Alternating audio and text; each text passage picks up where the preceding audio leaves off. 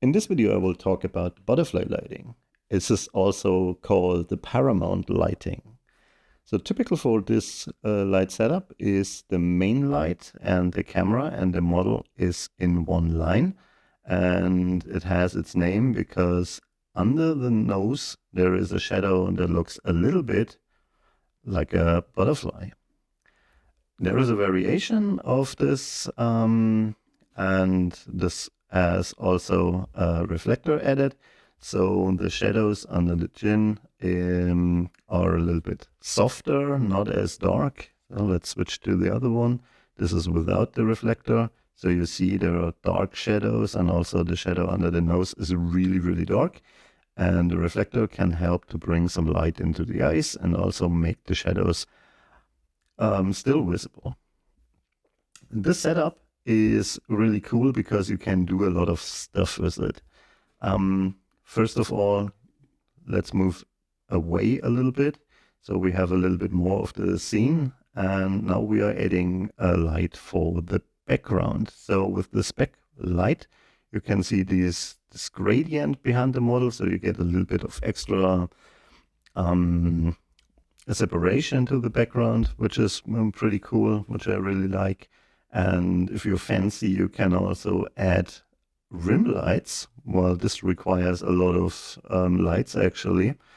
So, but this makes it really dramatic, but it's still a butterfly lighting setup. If you want more control, you can also replace the reflector with a softbox.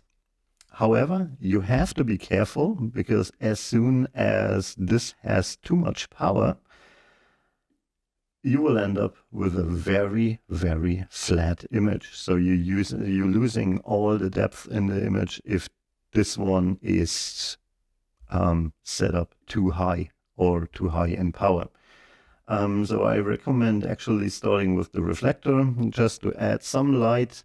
You can also adjust the height of this reflector, and so you get a little bit more light into it, or if you're moving it away, you will get a little bit darker shadows. This is a setup that's typically used also for, this setup with two lights, or actually with a light and a reflector, is also typically used for beauty setups because you have a lot of details. You can really, in a tight space, you can really create these crop images, macro shots, close-ups for beauty campaigns or beauty images. Obviously, this is also for going a little bit further away. Like this is also possible. So you get a lot of detail with this light, or with this kind of lighting. If you're really fancy, you can also add gels to this setup. So here I have two red gels as rim lights, and the fill light is actually blue, so all the shadows are getting this blue tint, and still got the main light, which gives a natural skin tone. If you're really fancy, you can make it more dramatic by also adding red to your backlight.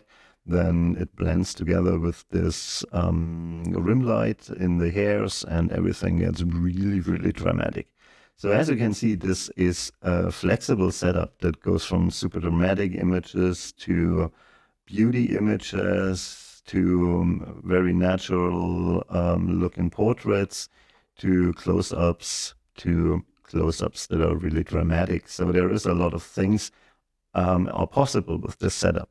However, this setup is, it requires the model to look straight into the camera. Otherwise, it will just be a flat lighting. I mean, this is still possible, but as soon as the model moves the head a little bit or looks to the other side, then let's go to this one, because I think this is, we'll see more what I mean. So this is just flat lighting, and it's actually not good lighting because this just doesn't work with this kind of lighting. It requires the model to look straight into camera.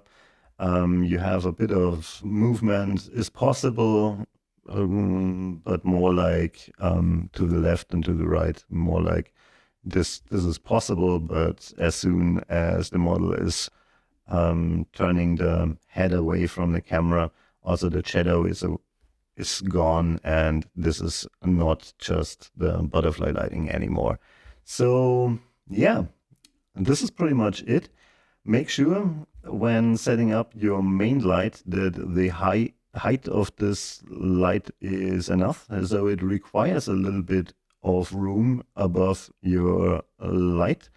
Because if you go closer and more down to the model, you will lose that shadow, so it's not really butterfly lighting anymore.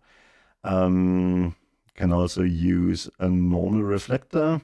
Let's remove some of the power, which is probably better because it does not require this height here, but it also does not create this nice reflection in the eyes. So I prefer definitely something like a beauty dish, or if you really have the space, even a softbox. I hope you enjoyed this video. I will upload this setup to the community so you can play around with it. If you have any questions, leave it below this video. I will try to answer all of them. Make sure to subscribe to our channel, ring the bell to get notifications when we upload new videos, and have a nice day. This was Stefan for set.a.light.